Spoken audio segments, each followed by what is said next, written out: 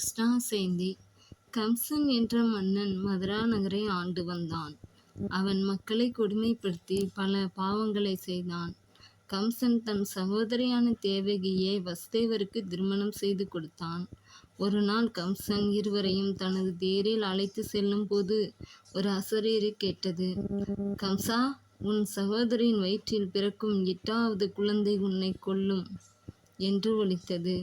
இதை கேட்டு அதிர்ச்சி அடைந்த கம்சன் தன் சகோதரி என்றும் பாராமல் தேவகியை கொல்ல முயன்றான். அப்போது வசுதேவர், எங்களுக்கு பிறக்கும் குழந்தையால் தானே உங்கள் உயிருக்கு ஆபத்து.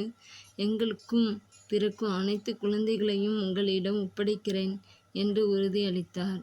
இதையடுத்து இருவரையும் சிறையில் அடைத்தான் கம்சன். வாக்கு கொடுத்தபடி சிறையில் பிறந்த அனைத்து குழந்தைகளிலும் கம்சனிடம் ஒப்படைத்தார் வசுதேவர். இவ்வாறு பிறந்த 7 குழந்தைகள் கம்சனால் கொல்லப்பட்டன. இந்த நிலையில் 8வது முறையாக தேவகி கர்ப்பமானாள். இந்த குழந்தையும் கம்சன் கொன்று விடுவான் என்று பயந்த வசுதேவர் விஷ்ணுவிடம் குழந்தையை காக்கும்படி மன்றாடி வேண்டினார்.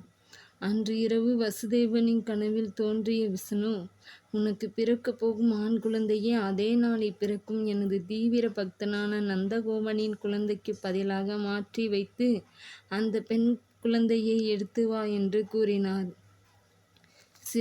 சிறையில் ஆவணி மாதம் ரோகிணி நட்சத்திரம் அஷ்டமி திதியில் நள்ளிரவி 8வது குழந்தையாக அவதரித்தார் கிருஷ்ணர்.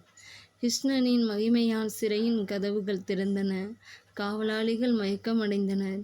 வசுதேவர் குழந்தையை எடுத்துக்கொண்டு வெளியேறினார்.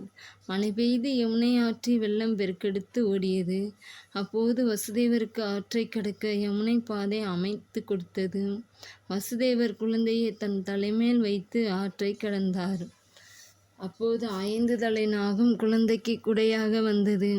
வசுதேவர் கோகுலத்தை அடைந்ததும் நந்தகோபனின் வீட்டு கதவுகள் திறந்து இருந்தன. மெதுவாக தனது குழந்தையை அங்கு வைத்துவிட்டு அங்கிருந்த பெண் குழந்தையை எடுத்துக்கொண்டு சிறைச்சாலையை வந்தடைந்தார் வசுதேவர். சிறைச்சாலையில் நுழைந்ததும் சிறை காவலாளிகள் மயக்கத்தில் இருந்து விழித்து கொண்டனர். பின்பு வசுதேவருக்கு குழந்தை பிறந்திருப்பதை கம்சனிடம் தெரிவித்தனர். உடனே விரைந்து வந்த கம்சன், என்னை கொல்லப் போவது ஒரு பெண் குழந்தையா என்று சிரித்தபடி அந்த பெண் குழந்தையை கையில் எடுத்து கல்லில் தூக்கி எறிந்தான். ஆனால் அந்த குழந்தை, உன்னை கொல்ல பிறந்த குழந்தை கோகுலத்தில் வளர்ந்து வருகிறது. காலம் வரும்போது உன்னை கொல்வான் என்று கூறி மாயமாக மறைந்தது.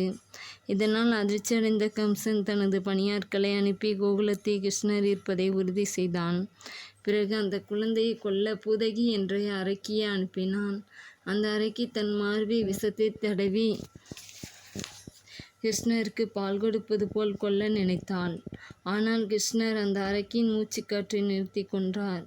இதை அறிந்த கம்சன் கோபம் கொண்டு சகாட்சுரா என்ற அரக்கனை அனுப்பினான். அந்த அரக்கன் வண்டியின் சக்கரமாக மாறி கிருஷ்ணரை சக்கரத்தால் நசுக்கி கொள்ள நினைத்தான். ஆனால் சக்கரத்தை எட்டி உதைத்து அவனை கொன்றார் கிருஷ்ணர். இவ்வாறு பல அரக்கர்களை அனுப்பி கிருஷ்ணரை கொல்ல நினைத்த கம்சனுக்கு ஏமாற்றமே மிஞ்சியது. அவன் அனுப்பிய அனைத்து அரக்கர்களையும் குழந்தை பருவத்திலேயே கொன்றார் கிருஷ்ணர். கோகுலத்தில் கிருஷ்ணர் கோபியர்களின் உள்ளத்தை கொள்ளை கொண்டார். வெண்ணெய் திருடனாக பல குறும்புத்தனங்கள் செய்து கோகுலத்தின் செல்லப்பிள்ளையாக வளர்ந்தார். இறுதியில் தன் தாய் மாமனான கம்சனை கொன்று சிறையில் இருந்த தன் தாய் தந்தையை மீட்டார்.